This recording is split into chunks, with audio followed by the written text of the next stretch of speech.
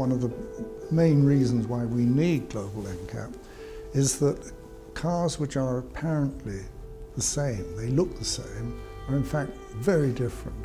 And the risk of being killed in the lower standard one can be as much as 3 times as great. The person who's killed or injured or has their child killed or injured in the low quality car, you're really saying to them, or the industry is saying to them, you don't matter as much. Now that's an outrageous thing to do.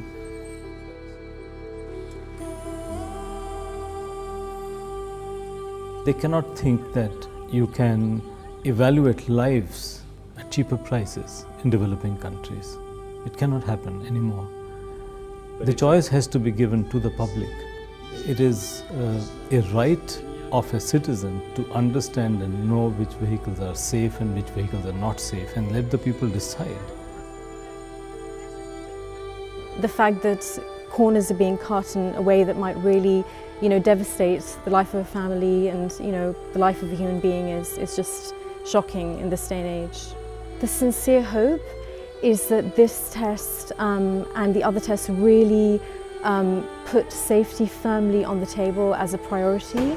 The idea that you can be in exactly the same crash and in one car you might survive and in another car you might die is just unthinkable. I think a lot of people are not really aware of that.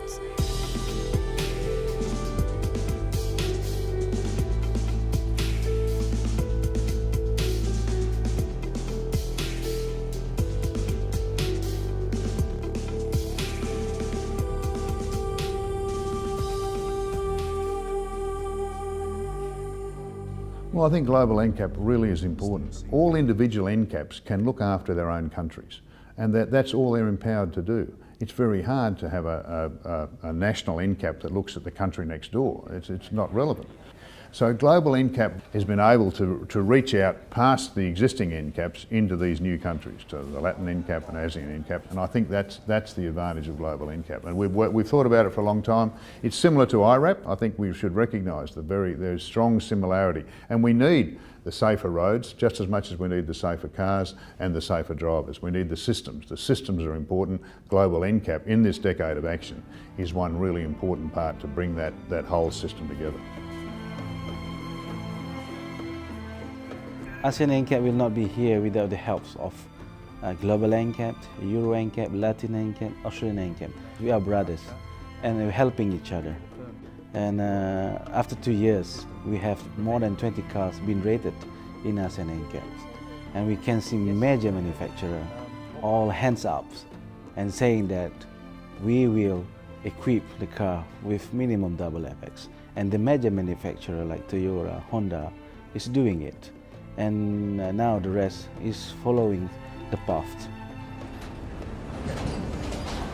Well, we're here at the College of Traffic Management in Delhi in India at a very historic event, the first ever launch of independent crash test results for the most popular important cars on sale on the roads in India. As you can see behind me, you have very challenging roads in India, but it's the 6th largest producer of motor vehicles now in the world, but also unfortunately has the highest number of road fatalities. And a lot of that is a lack of regulation of the vehicles and no consumer information that will guide buyers to buy safer vehicles. And for the first time ever, Global NCAP has arranged for Indian cars to be crash tested so we can find out how safe are the vehicles on the roads.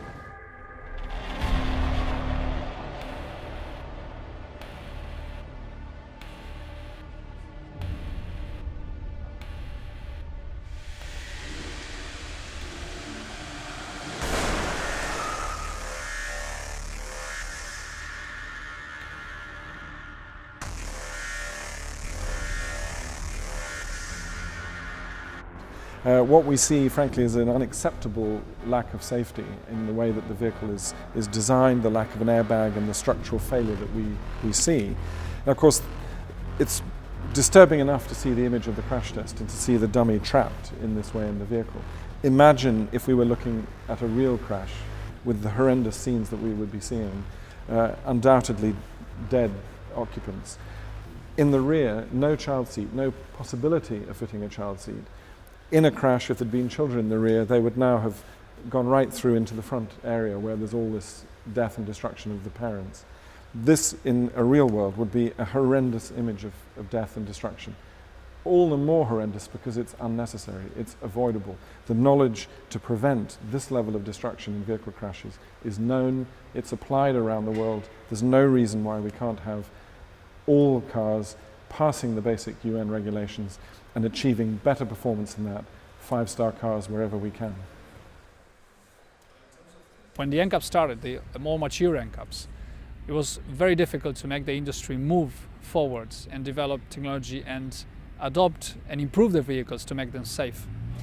Nowadays, with the youngest NCAPs, ASEAN NCAP, Latin NCAP, we have seen a very fast reaction from the industry towards what we are looking for in terms of better safety in the vehicles. And the reason for that is that they understood the benefits of showing the consumer that they have a safe car, a safe, affordable car.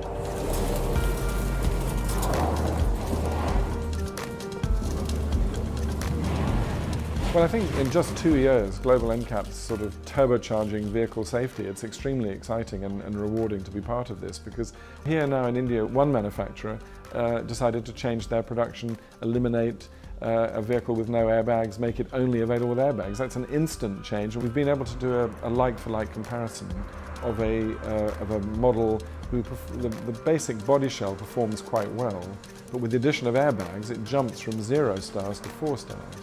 And this actually shows how affordable safety is, because the fundamental body structure is acceptable. The addition of just a couple of airbags, which is probably less than $100 investment, transforms the car into a life-saving vehicle. I think that this is a human right. We all deserve the same quality of vehicles, we all deserve the same standards, we all deserve to have airbags, ABS and the new technology in our cars. I think that common people, we don't need to study as an engineer, we don't need to understand the different devices, we just need to have safe cars, that's it. I think an extremely important point about vehicle safety is the role of fleets and fleet safety. Whether it's companies or governments, they can give a very, very powerful signal to the marketplace and to the vehicle manufacturers by insisting on top quality vehicles. And the launch of the Global NCAP is a great opportunity. So we've taken a decision as a corporation to require all our light vehicles worldwide to be 5-star NCAP compliant. We've given our contractors 3 years to join us. We are already seeing manufacturers changing the NCAP star rating of their vehicles in order to meet our new requirements, which is extraordinary. Being part of the Global NCAP network is really critical for vehicle safety across the world, and helping to establish the new NCAP programs is an excellent way for us to live and learn and grow our own program. The Australasian New Car Assessment Program, ANCAP, has been actively involved in providing technical advice, programming advice, consumer information advice, and in that way we can spread our experience and knowledge of the crash test program and the benefits of it to these other countries to protect the interests of their people and protect the safety and lives of their people. And Australia, of course, is in a key geographic position in the Asia-Pacific region. It's got the best road safety performance of any country in the region. It's one of the best in the world, in fact. But it has a natural leadership opportunity across the whole of the Asia-Pacific to show to so many countries that are tackling the challenge of rapid motorization and rising road injury, how to deal with it. So I think Australia has a huge amount to offer as a best practice model for the whole of the Asia-Pacific region. And in this decade of action, Australia really is one of the leading examples that we can see around the world.